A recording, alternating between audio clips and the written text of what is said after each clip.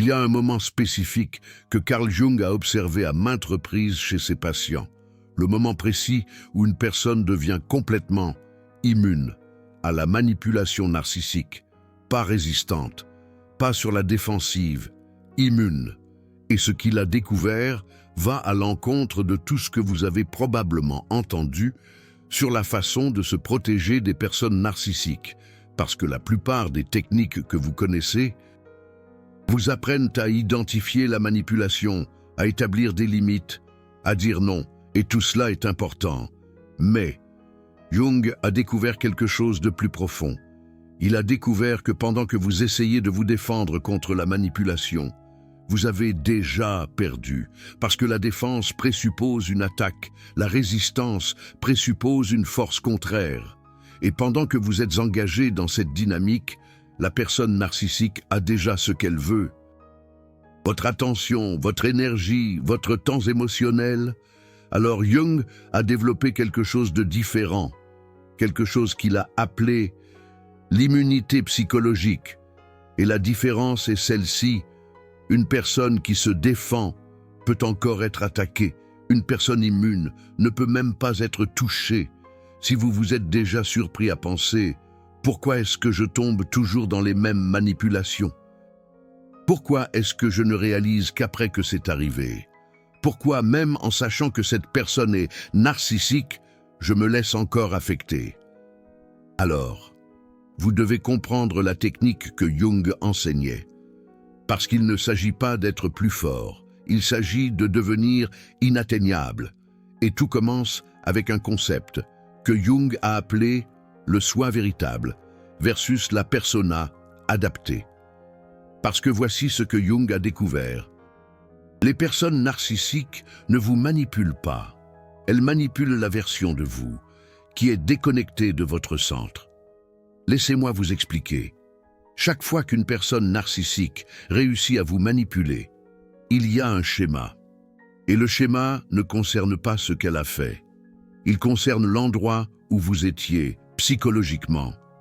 Quand elle l'a fait, Jung a observé que les personnes connectées au soi véritable, cette partie essentielle de qui vous êtes, quand personne ne vous regarde, quand il n'y a pas d'attente extérieure, quand vous êtes complètement seul avec vous-même, ces personnes étaient pratiquement impossibles à manipuler. Pourquoi? Parce que la manipulation narcissique fonctionne grâce à quelque chose de spécifique. Elle exploite la distance entre qui vous êtes et qui vous pensez devoir être. Laissez-moi vous donner un exemple concret. Une personne narcissique vous critique. Elle dit que vous êtes égoïste, que vous ne pensez jamais aux autres, que vous ne vous souciez que de vous-même. Si vous êtes connecté au soi, vous observez simplement l'affirmation. Vous vérifiez intérieurement. Est-ce que c'est vrai? Et si ce n'est pas le cas, l'affirmation n'a nulle part où s'accrocher. C'est comme tirer une flèche dans la fumée. Il n'y a pas de cible. Mais si vous opérez à partir de la persona, cette version adaptée de vous, qui essaie constamment d'être assez bien, assez compréhensive, assez généreuse, la critique atteint sa cible de plein fouet, parce que maintenant, vous vous défendez, vous prouvez que vous n'êtes pas égoïste. Vous vous souvenez de toutes les fois où vous avez été généreux. Vous vous sentez coupable de toutes les fois où vous avez priorisé vos besoins. Et à ce moment précis, vous avez été manipulé. Non pas parce que la critique était vraie, mais parce que vous étiez vulnérable au besoin de prouver le contraire. Jung disait « La personne narcissique est un pêcheur et la manipulation est l'appât. Mais vous ne mordez à l'appât que lorsque vous avez faim de validation externe. » Alors, la première partie de la technique de Jung ne concerne pas la personne narcissique. Elle vous concerne. Elle concerne le retour à la maison, le retour au soi. Et Jung a développé un exercice spécifique qu'il enseignait à tous les patients qui étaient se confrontés à des personnes manipulatrices. Il l'appelait l'ancrage au soi. Voilà comment cela fonctionne. Chaque matin, avant toute interaction avec le monde extérieur, vous passez 5 minutes en silence complet, sans téléphone, sans distraction, et vous vous demandez une seule chose. Qui suis-je quand personne n'exige rien de moi? Pas qui vous devriez être, pas qui vous voulez être, qui vous êtes. Et vous ressentez la réponse. Vous ne pensez pas, vous ressentez. Cela peut être une sensation de calme, cela peut être une sensation de force tranquille, cela peut être simplement de la présence. Jung disait que ce sentiment, cette sensation du soi, est votre ancre. Et plus vous vous entraînez à être dans cet endroit, plus il devient difficile pour toute manipulation de vous déplacer. Parce que la manipulation ne fonctionne que lorsque vous êtes perdu. Lorsque vous avez oublié qui vous êtes, lorsque vous êtes tellement occupé à essayer d'être ce que les autres veulent que vous soyez, que vous avez perdu contact avec ce que vous êtes réellement. Mais voici ce qu'il est crucial de comprendre. Le retour au soi ne suffit pas à lui seul, parce que même ancré, vous allez toujours interagir avec des personnes narcissiques. Vous allez toujours être dans des situations où la manipulation sera tentée. Alors Jung a développé la deuxième partie de la technique, et c'est celle qui crée réellement l'immunité. Il l'a appelée l'observation sans identification. Et cela change tout, parce que voici ce qui se passe normalement. Quand une personne narcissique vous manipule, elle dit ou fait quelque chose, et vous vous identifiez immédiatement à la narrative. Elle dit que vous êtes insensible, et vous sentez que vous êtes insensible. Elle agit comme une victime. Et vous sentez que vous êtes l'agresseur. Elle projette la culpabilité, et vous assumez la culpabilité. Identification instantanée. Jung enseignait qu'entre le stimulus et l'identification, il existe un espace infinitésimalement petit, mais absolument crucial. C'est l'espace de l'observation. Et dans cet espace, vous pouvez voir la manipulation se produire, sans en devenir partie prenante. Laissez-moi vous montrer comment cela fonctionne en pratique. Une personne narcissique vous envoie un message. Tu m'ignores toujours, j'essaie de te parler et tu t'en fous. Je me sens tellement seul et tu ne le remarques même pas. Réponse identifiée, ressentir une culpabilité immédiate. Revoir toutes les interactions récentes, se sentir mal, répondre de manière défensive ou avec des excuses excessives. Réponse observée, lire le message, pause, observer. Cette personne essaie de me faire sentir coupable. Observer. C'est un schéma. Observer. Je ne suis pas responsable de ces sentiments si je n'ai rien fait de mal. Observer. Elle pêche pour de l'attention émotionnelle. Et ensuite, de l'observation. Vient la réponse consciente. Pas réactive. Consciente. Cela peut être. Je comprends que tu te sentes comme ça. Mais je ne t'ai pas ignoré intentionnellement. Cela peut être. Je ne vais pas assumer la responsabilité de ce que tu ressens quand j'établis des limites. Cela peut même être le silence, aucune réponse, parce que vous avez observé que répondre alimente le schéma. Jung disait, quand vous observez sans vous identifier, vous retirez le pouvoir de la manipulation. Parce que la manipulation ne fonctionne que lorsque vous achetez la narrative, quand vous vous voyez à travers les yeux du manipulateur. Mais quand vous observez la tentative, sans y entrer, vous devenez spectateur, pas personnage. Et un spectateur ne peut pas être manipulé, il ne peut que témoigner. Maintenant, voici où cela devient vraiment intéressant. Jung a découvert qu'il existe 5 tactiques de manipulation narcissique qui couvrent 95% de toutes les tentatives de contrôle. Et si vous savez reconnaître ces 5 tactiques et que vous savez appliquer l'observation sans identification à chacune d'elles, vous devenez virtuellement imperméable à la manipulation. Alors, voyons chaque tactique en détail et surtout, voyons comment appliquer la technique jungienne dans chaque cas. Tactique numéro 1, la culpabilité par association. La personne narcissique prend quelque chose que vous avez fait, quelque chose de parfaitement innocent, et la connecte à une conséquence terrible, qui n'a absolument rien à voir avec vous. Exemple, vous décidez de sortir avec des amis. La personne narcissique dit « Très bien, vas-y, mais tu sais, quand je suis seul, je commence à penser à des choses néfastes. J'espère ne pas faire quelque chose que je pourrais regretter. » L'appât. Vous êtes responsable de son bien-être émotionnel. Si quelque chose arrive, c'est de votre faute. Identification. Vous annulez vos plans. Vous vous sentez coupable. Vous vérifiez votre téléphone toute la soirée. Observation sans identification. Vous lisez le message. Pause. Vous observez.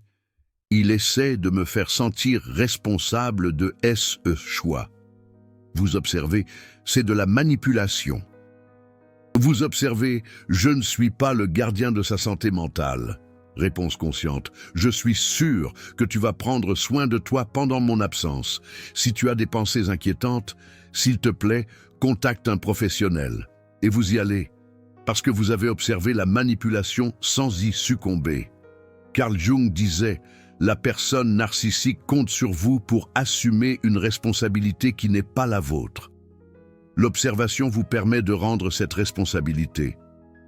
Tactique numéro 2. La réécriture de la réalité. La personne narcissique nie qu'un événement s'est produit ou torde complètement ce qui s'est passé, vous faisant douter de votre propre mémoire. Exemple, vous vous souvenez clairement qu'il/elle a promis de faire quelque chose. Quand vous le mentionnez, il/elle dit « Je n'ai jamais dit ça. Tu inventes des choses. Tu fais toujours ça. Tu déformes ce que je dis. » L'appât, vous êtes fou folle. Votre mémoire n'est pas fiable. Vous ne pouvez pas faire confiance à votre propre perception. Identification, vous commencez à douter. Peut-être que vous avez mal compris. Peut-être que vous inventez vraiment des choses. Vous vous sentez confus, désorienté, observation sans identification. Vous entendez la négation. Pause. Vous observez. Je me souviens clairement de ce qui s'est passé. Vous observez. Il/elle nie la réalité. Vous observez, c'est du gaslighting. Vous observez. Ma mémoire est valide. Réponse consciente. Je m'en souviens différemment, je ne vais pas discuter de ça. Et vous arrêtez d'essayer de convaincre, parce que vous avez observé que convaincre est son jeu, et vous ne jouez pas. Jung nous mettait en garde. Les personnes narcissiques essaient de vous déconnecter de votre propre réalité, parce qu'une personne sans ancrage dans sa propre vérité est infiniment manipulable. L'observation vous maintient ancré. Tactique numéro 3, la triangulation émotionnelle. La personne narcissique introduit d'autres personnes dans la dynamique, créant de la compétition, de la jalousie, ou vous faisant sentir que vous devez prouver votre valeur. Exemple, tu sais, Camille ne remettrait jamais ça en question. Elle comprend toujours. Parfois, je pense que je devrais être avec quelqu'un de plus facile à vivre. L'appât. Vous n'êtes pas assez bien. Vous devez rivaliser. Vous devez prouver que vous êtes meilleur que cette autre personne. Identification. Vous ressentez de la jalousie, de l'insécurité, le besoin de prouver que vous êtes meilleur. Vous changez de comportement pour plaire. Observation sans identification. Vous entendez la comparaison. Pause. Vous observez. Il/elle essaie de me faire sentir insécure. Vous observez, c'est une tactique de contrôle. Vous observez, je ne suis pas en compétition pour sa validation. Réponse consciente, si tu préfères être avec quelqu'un d'autre, c'est ton choix. Et vous laissez le silence faire le travail, parce que vous avez observé que la compétition est une perte, et vous avez quitté le jeu. Jung enseignait, les manipulateurs créent des triangles, parce qu'au centre du triangle, vous êtes toujours insécure. L'observation vous sort du triangle complètement. Voilà déjà 3 tactiques, mais les 2 suivantes sont les plus puissantes. Et quand vous comprenez comment les neutraliser, vous devenez vraiment immunisé. Tactique numéro 4. La victimisation subite. C'est celle qui prend le plus de gens, parce qu'elle active votre instinct de soin, votre compassion, votre besoin d'aider. La personne narcissique allait parfaitement bien, jusqu'à ce que vous établissiez une limite, jusqu'à ce que vous disiez non, jusqu'à ce que vous priorisiez vos propres besoins.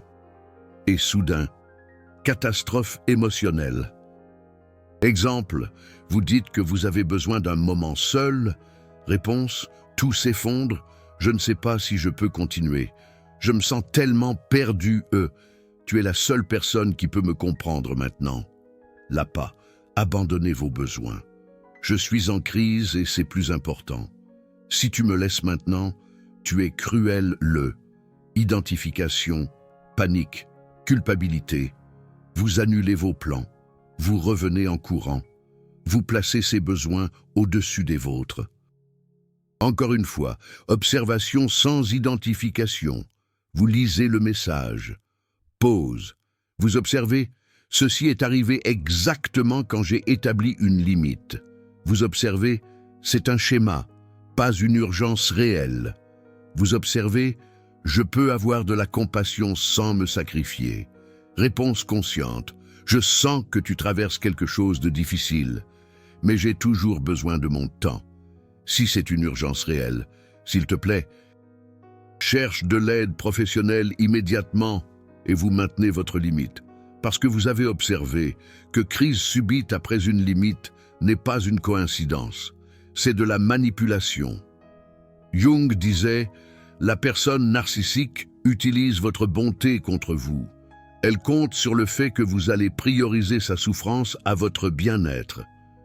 L'observation vous permet d'avoir de la compassion sans vous sacrifier. Et voici ce que Jung a découvert de plus puissant. 90% du temps, quand vous maintenez la limite, la crise se résout mystérieusement d'elle-même, parce que ce n'était jamais une crise réelle, c'était une tactique. Tactique numéro 5, la récompense intermittente. C'est la plus addictive, et celle que Jung considérait comme la plus dangereuse à long terme. Ça fonctionne comme ça. La personne narcissique alterne entre un traitement terrible et des moments d'affection ou de validation absolument incroyables. Vous ne savez jamais quelle version vous allez recevoir. Alors, vous essayez constamment de gagner la bonne version, constamment sur des œufs, constamment en ajustant votre comportement pour mériter les bons moments. Et Jung a découvert quelque chose de fascinant. Cela crée le même schéma neurologique que l'addiction au jeu de hasard. Vous êtes toujours à une tentative de distance du jackpot émotionnel. Exemple, 3 semaines de critiques, de froideur, de dévalorisation, et puis de nulle part. Tu es incroyable, je ne sais pas ce que je ferais sans toi, personne ne me comprend comme toi. Et ce moment est si intense, si gratifiant après tant de sécheresse émotionnelle, que vous oubliez les 3 semaines difficiles, et vous vous convainquez qu'il vaut la peine de rester pour plus de ces moments. L'appât, si vous vous comportez bien, si vous êtes assez bon, vous pouvez avoir ces moments merveilleux tout le temps. Identification, vous commencez à vivre pour ces moments. Vous acceptez les mauvais moments comme le prix des bons. Vous vous sentez coupable quand les bons moments s'arrêtent, pensant que vous avez fait quelque chose de mal. Observation sans identification, vous recevez l'affection. Pause, vous observez, c'est merveilleux. Mais ça arrive après des semaines de mauvais traitements. Vous observez, ce schéma me maintient prisonnier. Remarquez bien, l'amour véritable, ça ne fonctionne pas comme ça. Une réponse consciente, c'est recevoir l'affection.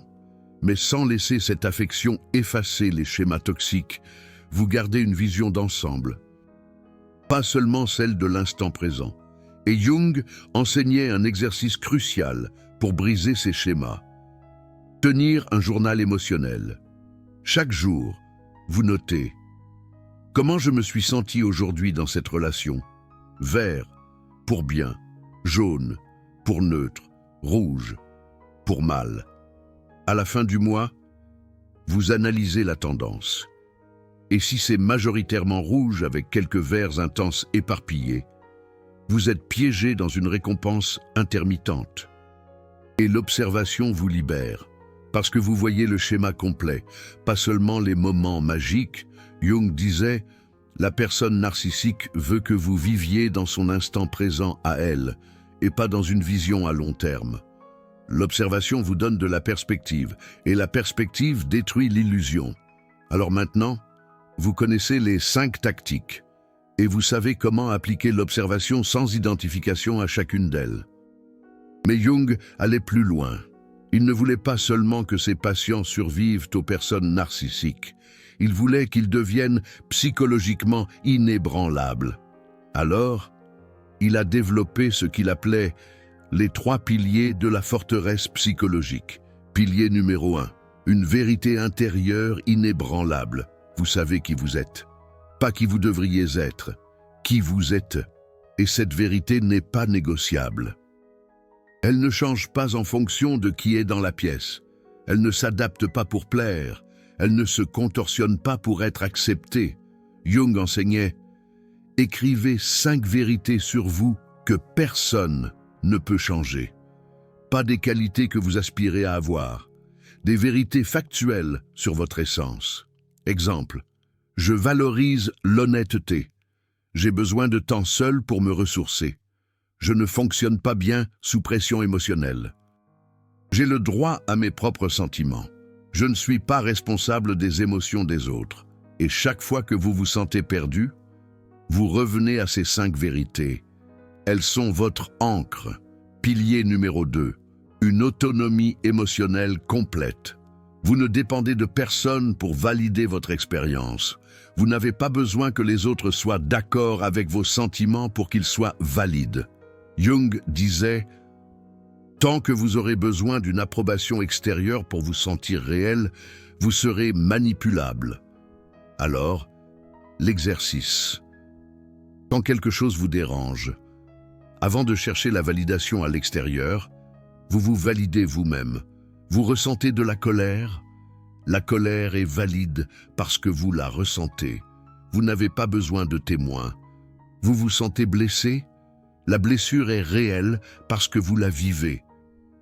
Vous n'avez pas besoin que l'autre la reconnaisse. Et c'est libérateur, parce que soudain, la personne narcissique ne peut plus dire « je n'ai jamais dit ça » et vous faire douter. Parce que vous n'avez pas besoin qu'elle confirme votre expérience pour qu'elle soit vraie. Pilier numéro 3, des limites non négociables. Jung enseignait que des limites faibles invitent à la manipulation. Des limites fortes la rendent impossible. Et une limite forte a 3 caractéristiques. Elle est claire, elle est constante et elle a une conséquence. Claire. Je n'accepte pas qu'on me parle de cette manière. Pas. Tu me blesses quand tu parles comme ça, mais c'est pas grave. Constante.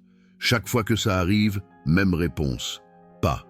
Parfois, tu tolères. Parfois, tu exploses. Conséquence. Si la limite est franchie, il y a une action concrète. Pas. Tu avertis plusieurs fois, mais tu ne fais jamais rien. Exemple. Ma limite est de ne pas accepter les cris. Si tu cries sur moi, je vais quitter la conversation immédiatement. Et quand la personne crie, vous partez. Toutes les fois, sans exception, sans explication supplémentaire, sans donner plus de chance. Jung disait, les personnes narcissiques testent les limites. Si la limite se déplace, ce n'est pas une limite, c'est une suggestion. Et quand vous avez ces 3 piliers solides, vérité intérieure, autonomie émotionnelle, limites non négociables, vous devenez une forteresse psychologique. La manipulation peut se produire autour de vous, mais elle ne peut pas pénétrer. Avant que je vous montre comment vous allez savoir que ça fonctionne, je veux que vous vous arrêtiez et que vous réalisiez quelque chose. Vous venez d'apprendre la technique définitive de Carl Jung contre la manipulation narcissique, les 5 tactiques les plus courantes. Comment appliquer l'observation sans identification? Les 3 piliers de la forteresse psychologique. C'est une connaissance que Jung a mis des décennies à affiner. Une connaissance qui a sauvé d'innombrables patients d'années coincés dans des cycles de manipulation. Et ça dérange beaucoup de monde. Les personnes narcissiques ne veulent pas que vous sachiez ça. Les personnes qui profitent de votre vulnérabilité ne veulent pas que vous développiez cette immunité. Chaque vidéo comme celle-ci est un acte de libération collective. Alors le Super Thanks juste en bas, ce n'est pas seulement un soutien à la chaîne. C'est vous qui dites « Cette information a changé ma vie ». Continuez à donner aux gens les moyens d'agir avec une connaissance réelle. Continuez à révéler ce que d'autres tentent de cacher. Et si vous êtes arrivé jusqu'ici, vous n'êtes plus vulnérable à la manipulation. Vous construisez une immunité psychologique. Maintenant, comment savez-vous que ça fonctionne? Jung a identifié 3 signes clairs que la technique crée une immunité réelle. Signe numéro 1, vous sentez. Avant de réagir. Avant, quelqu'un vous manipulait et vous réagissiez instantanément. Culpabilité. Défensive. Justification. Maintenant, quelqu'un tente de vous manipuler et vous sentez un espace, une seconde de pause où vous observez la tentative avant d'être aspiré dedans. Cet espace, c'est de l'or. C'est la preuve que vous vous désidentifiez de la manipulation. Et avec le temps, cet espace augmente. Une seconde devient 3, 3 deviennent 10. Et éventuellement, la tentative de manipulation ne vous touche absolument pas. Jung appelait ça le réveil de la conscience. Vous êtes réveillé. Et les personnes réveillées ne tombent pas dans des pièges qui ne fonctionnent que sur ceux qui dorment. Signe numéro 2, vous arrêtez d'expliquer. Avant, quand on vous accusait injustement, vous passiez des heures à expliquer, à justifier, à essayer de faire comprendre à l'autre. Maintenant, quand on vous accuse, vous affirmez simplement votre vérité une fois. Et si elle n'est pas acceptée, vous arrêtez d'essayer de convaincre, parce que vous avez réalisé quelque chose de crucial. Les personnes qui veulent comprendre, comprennent la première fois. Les personnes qui ne veulent pas comprendre, ne comprendront pas la 20e fois. Et les personnes narcissiques ne recherchent pas la compréhension. Elles recherchent le contrôle en vous faisant vous justifier à l'infini. Jung disait, « Quand vous arrêtez de vous expliquer, vous récupérez votre pouvoir, parce qu'une explication excessive est une soumission déguisée. » Signe numéro 3. Le drame arrête de vous atteindre. Avant, le drama dans la relation vous consumait. Vous pensiez à ça tout le temps. Vous perdiez le sommeil. Vous annuliez des projets. Votre vie tournait autour de la gestion de l'instabilité émotionnelle de l'autre. Maintenant, le drama arrive. Mais il ne vous pénètre pas. Vous observez, vous répondez consciemment si nécessaire, et vous revenez à votre vie. Le drama ne vous définit plus. Il ne vous consume pas. Il ne vous sort pas de votre centre. Jung enseignait, c'est ça la liberté véritable, pas l'absence de manipulation autour de vous, mais la présence de la paix en vous, indépendamment de ce qui se passe à l'extérieur. Et quand vous arrivez à ce point, quelque chose d'intéressant se produit. Souvent, la personne narcissique s'en va simplement, parce que les personnes narcissiques ont besoin de réaction. Elles ont besoin de drama. Ils ont besoin de quelqu'Antoine qui morde à l'hameçon. Et quand vous arrêtez de mordre, quand vous devenez observateur au lieu de participant, vous cessez d'être intéressant pour lui. Il ira chercher quelqu'un qui joue encore le jeu. Et vous êtes libre. Non pas parce que vous l'avez chassé, mais parce que vous êtes devenu incompatible avec la manipulation.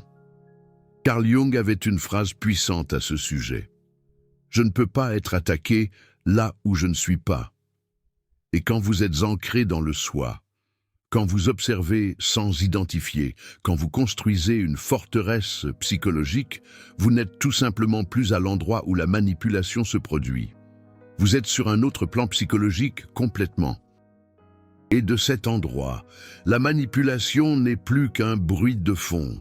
Ça ne vous touche pas, ça ne vous ébranle pas, ça ne vous atteint pas. Alors la technique de Jung ne consiste pas à mieux se battre, elle consiste à ne plus être dans le combat.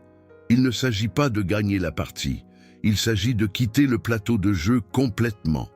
Et quand vous sortez, quand vous devenez immune, au lieu d'être simplement résistant, vous réalisez quelque chose de libérateur.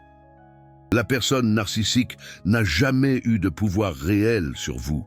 Il avait seulement l'illusion du pouvoir, que vous, déconnecté de votre soi véritable, lui avez donné.